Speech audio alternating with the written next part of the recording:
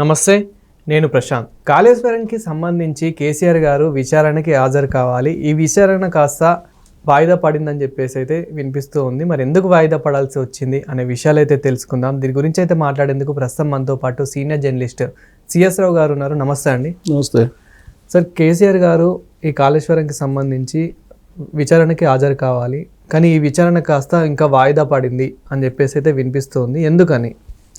కేసీఆర్ ఏది చేసినా డెఫినెట్గా ఒక వ్యూహం ఉంటుంది. ఆయన యాక్చువల్గా షెడ్యూల్ ప్రకారం అయితే 5వ తారీఖున చంద్రఘోష్ కమిషన్ ఎదుట హాజరు కావాలి. కాళేశ్వరానికి సంబంధించినటువంటి విచారణని ఆయన ఎదుర్కోవాలి. కానీ ఆయన 5వ తారీఖు నుంచి 11వ తారీఖుకి వాయిదా వేసుకున్నారు. 11వ తారీఖు నేను కమిషన్ ఎదుట హాజరవుతాను విచారణకి అని చెప్పి ఆయన సమాచారం పంపిస్తే కమిషన్ కూడా అందుకు ఒప్పుకుంది, అంగీకరించింది. కానీ ఈ వాయిదా వేయటం వెనక ఖచ్చితంగా ఏదో వ్యూహం ఉంటుంది అనేటువంటి చర్చ అయితే ఇప్పుడు రాజకీయ వర్గాల్లో ప్రత్యేకించి తెలంగాణలో బాగా విస్తృతంగా జరుగుతుంది. కారణం ఏంటంటే షెడ్యూల్ ప్రకారం యాక్చువల్గా 6వ తారీఖున హరీష్ రావు, 9వ తారీఖున ఈటల రాజేంద్ర వీళ్ళు కమిషన్ ఎదుట హాజరు కావాలి. 5వ తారీఖు కేసీఆర్ గారు ముందు అనుకున్న దాని ప్రకారం, 6వ తారీఖున హరీష్ రావు గారు, 9వ తారీఖున ఈటల రాజేంద్ర హాజరు కావాలి. 5వ తారీఖున హాజరు కావాల్సినటువంటి కేసీఆర్ గారు 11వ తారీఖున హాజరవుతాను అని చెప్పారు. సరిగ్గా ఇక్కడే చాలా లాజిక్ ఉంది కేసీఆర్ గారిది అనేది ఇప్పుడు చర్చ జరుగుతుంది. కాంగ్రెస్ పార్టీ వర్గాల్లో జరుగుతుంది, అన్ని రాజకీయ వర్గాల్లో కూడా జరుగుతుంది. ఎందుకు అని అంటే ఈ కాళేశ్వరానికి సంబంధించి ఈ ముగ్గురు మీద ఆధారపడి ఉంది. నీటిపారుదల శాఖ మంత్రిగా అప్పట్లో హరీష్ రావు ఉన్నారు, ఆర్థిక శాఖ మంత్రిగా ఈటల రాజేంద్ర ఉన్నారు. అందుకని వీళ్ళ ముగ్గురు కలిసి ఒకే వాదాన్ని వినిపిస్తేనే అక్కడ దొరకకుండా ఉంటారు విచారణలో. భిన్నంగా కనుక వ్యక్తం చేస్తే దొరికే అవకాశం ఉంది విచారణలో. అందుకని ముందే కేసీఆర్ వెళ్లకుండా సమీక్షించుకున్న తర్వాత లాస్ట్లో కేసీఆర్ అటెండ్ అయ్యేలాగా ప్లాన్ చేశారు అనేది ఒకటి వినిపిస్తుంది. ఎందుకు? నీటిపారుదల శాఖ మంత్రిగా ఉన్నటువంటి హరీష్ రావు గారు అప్పట్లో 6వ తారీఖున హాజరవుతారు. అవును. ఇక 9వ తారీఖున ఈటల రాజేంద్ర హాజరవుతారు. వీళ్ళిద్దరు ఏం చెప్తారో తెలుసుకున్న తర్వాత వీళ్ళిద్దరు చెప్పిందే కేసీఆర్ గారు కూడా చెప్పడానికి ఆయన 11వ తారీఖు వాయిదా చేసుకున్నారు విచారణని అనేది ఒకటి వినిపిస్తుంది. వీళ్ళిద్దరిది కూడా మళ్ళీ వాయిదా పడే అవకాశం ఏమైనా ఉందా? హరీష్ రావు గారిది, ఈటల గారిది? వీళ్ళిద్దరూ సేమ్ డేట్న హాజరు అవుతారని చెప్పి ఇప్పటివరకు ఉన్నటువంటి ఇన్ఫర్మేషన్. పైగా వీళ్ళిద్దరు ఏం మాట్లాడాలి అనేది కూడా హరీష్ రావు ఈ ఒక స్కెచ్ చేశారు. దాంట్లో భాగంగానే హరీష్ రావు గారిని ఈ మధ్య ఫామ్ హౌస్కి కేసీఆర్ గారు పిలిపించుకున్నారు. కేసీఆర్ గారు పిలిపించుకొని ఈ విచారణకు సంబంధించిన అంశాన్నే ప్రస్తావించారు. ఆ తర్వాత ఈటల రాజేంద్ర తోటి కూడా హరీష్ రావు గారు భేటీ అయ్యారు రీసెంట్గా. వాళ్ళిద్దరు కూడా మాట్లాడుకున్నారు. సో ఏం మాట్లాడుకొని ఉంటారంటే ఖచ్చితంగా కాళేశ్వరం విచారణ గురించే మాట్లాడుకొని ఉంటారు.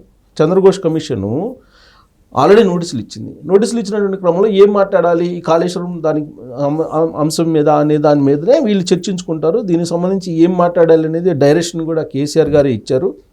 ఆయన కొంతమంది అడ్వకేట్స్ తోటి కూడినటువంటి గ్రూప్ తోటి మాట్లాడి వాళ్ళ సలహాలు సూచనల మేరకు ఏం మాట్లాడాలి ఏందనేది ఒక ఒపీనియన్కి వచ్చిన తర్వాత ఆ సందేశాన్ని హరీష్ రావు గారి ద్వారా ఈటల రాజేంద్రకి చేరవేశారు అనేది ఈ మధ్యకాలంలో జరిగినటువంటి పరిణామాల క్రమంలో వస్తున్నటువంటి చర్చ.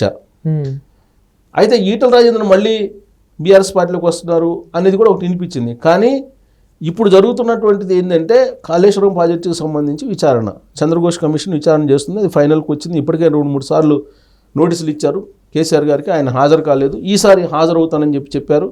కానీ 5వ తారీఖు బదులుగా 11వ తారీఖున హాజరవుతానని చెప్పారు. 11వ తారీఖు హాజరవుతారు అనగానే 11 అనగానే గుర్తొచ్చేది ఎవరు? జగన్మోహన్ రెడ్డి గారు. ఆయన సెంటిమెంటు 11 రెడ్డి అంటారు ఇప్పుడు. ఎందుకంటే 11 స్థానాలు వచ్చినాయి కాబట్టి 11 రెడ్డి అంటున్నారు ఈ మధ్య. ఆయన సెటరికల్గా తెలుగుదేశం పార్టీ వాళ్ళు. పైగా ఆయన శిష్యుడు ఎవరు?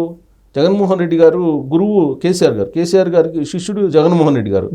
వీళ్ళిద్దరూ అన్ని అంశాల్లో ఇచ్చిపుచ్చుకుంటారు. అటు కేసుల విషయంలో కానీ, ఆర్థికపరమైన విషయంలో కానీ, కుటుంబపరమైన విషయంలో కానీ, పార్టీల పరంగా విషయంలో కానీ అన్నింటిలో ఇచ్చిపుచ్చుకునేటువంటి ఫ్యామిలీస్ ఈ రెండు. సో అనగానే 11 అనగానే 11కి ఎందుకు మార్పించుకున్నాడు కేసీఆర్ గారు, 11 లక్కీ నెంబర్ అయ్యనికి కూడా అనేది ఒక సెటరికల్గా ఇప్పుడు ట్రోల్ జరుగుతుంది సోషల్ మీడియాలో. సో సోషల్ మీడియాలో ఏది ట్రోల్ జరిగినా మనమేం ఆపలేం, వాళ్ళ ఆలోచన మేరకు వాళ్ళు భావిస్తుంటారు. సరే దాన్ని పక్కన పెడితే ఇప్పుడు ఈయన 11కి మార్చుకున్నాడు.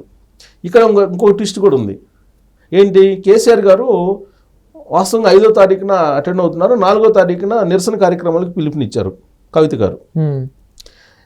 ఏంటి, తెలంగాణ జాగృతి అనేటువంటి పార్టీ కార్యాలయం ప్రారంభించి ఆ తర్వాత ఆమె అనౌన్స్ చేసిన కార్యక్రమం ఏంటంటే కేసీఆర్ గారికి కాళేశ్వరం ప్రాజెక్టుకు సంబంధించి నోటీసులు ఇచ్చారు. కేసీఆర్ గారికి నోటీసులు ఇచ్చారంటే అది తెలంగాణకి నోటీసులు ఇచ్చినట్టు, తెలంగాణ రాష్ట్రానికి నోటీసులు ఇచ్చినట్టు, తెలంగాణ సమాజానికి నోటీసులు ఇచ్చినట్టు. ఇది అవమానకరం. తెలంగాణ పిత కేసీఆర్ గారు కాబట్టి దీన్ని తెలంగాణ సమాజం మొత్తానికి నోటీసులు ఇచ్చినట్టు అవమానంగా భావించి అందరూ తరలిరండి, నిరసన వ్యక్తం చేయండి చంద్రఘోష్ కమిషన్కి వ్యతిరేకంగా అని ఒక పిలుపునిచ్చారు ఆవిడ. ఇప్పుడు 4వ తారీఖు, 5వ తారీఖు అటెండ్ అవుతారని.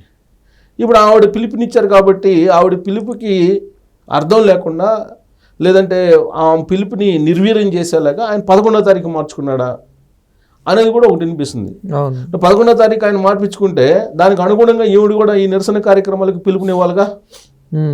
5వ తారీఖు 4వ తారీఖుని పిలుపునిచ్చారు. సో 4వ తారీఖు పిలుపునిచ్చారు కాబట్టి ఆవిడ మళ్ళీ పోస్ట్పోన్ చేసుకుని 9వ తారీఖున 10వ తారీఖున పిలుపునివ్వాలి. సో కాబట్టి ఆవిడ ఇచ్చినటువంటి పిలుపుని నాన్ సీరియస్ చేయడానికి ఏమైనా కేసీఆర్ గారు తేదీని మార్చుకున్నారా అనేది రెండో అంశం. 3, ప్రస్తుతం కేటీఆర్ గారు విదేశాల్లో ఉన్నారు. ఆయన విదేశాల నుంచి ఇంకా రాలేదు. సో ఈ లోపుగా విదేశాల నుంచి వస్తే కేటీఆర్ గారు ఆయన కూడా ఏదైనా పార్టీ పరంగా పిలుపునిస్తే రాష్ట్ర వ్యాప్తంగా పెద్ద ఎత్తున నిరసన కార్యక్రమాలు చేపట్టడం ద్వారా దీన్ని సానుకూలంగా మలుచుకోవచ్చు ఈ పరిణామాన్ని అని 3వ కోణం నుంచి మనం ఆలోచించవచ్చు. సో మొత్తం మీద ఒక వ్యూహాత్మకమైనటువంటి ఆలోచనతోటి కేసీఆర్ గారు తన విచారణను 5వ తారీఖు నుంచి 11వ తారీఖు వాయిదా వేసుకొని ఉంటారు అనేది నమ్మే వాళ్ళు ఎక్కువ ఉన్నారు. ఎందుకంటే ఏ నిర్ణయం తీసుకున్నా కేసీఆర్ గారు ఖచ్చితంగా వ్యూహాత్మకంగానే తీసుకుంటారు. ఏ వ్యూహం లేకుండా ఆయన విచారణ తేదీని వాయిదా అయితే వేసుకోరు. ఈ 3 కారణాల్లో ఏదో ఒకటి అయి ఉంటుంది అనేది ఇప్పుడు చర్చ జరుగుతుంది. మరి ఈ 3 ఏంటి అనేది ఎవరి ఆలోచన మేరకు వాళ్ళు నన్ను అన్వయించుకుంటున్నారు. సో ఇప్పుడు ఈ విచారణలో దాదాపు 100 ప్రశ్నలు కూడా అడిగే అవకాశం ఉంది. సో ఈ 100 ప్రశ్నలకు కొంచెం జవాబులు అటు ఇటు అయినా కానీ తర్వాత నెక్స్ట్ స్టెప్ ఎలా ఉండబోతుంది, మరి ఈ 3 పరిస్థితి ఎలా ఉండబోతుంది? ఇప్పుడు ఆల్రెడీ విచారణ, ఇప్పుడు చంద్రఘోష్ కమిషను సెక్రటరీస్ని అలాగే ఇంజనీర్స్ని వీళ్ళందరినీ విచారించింది.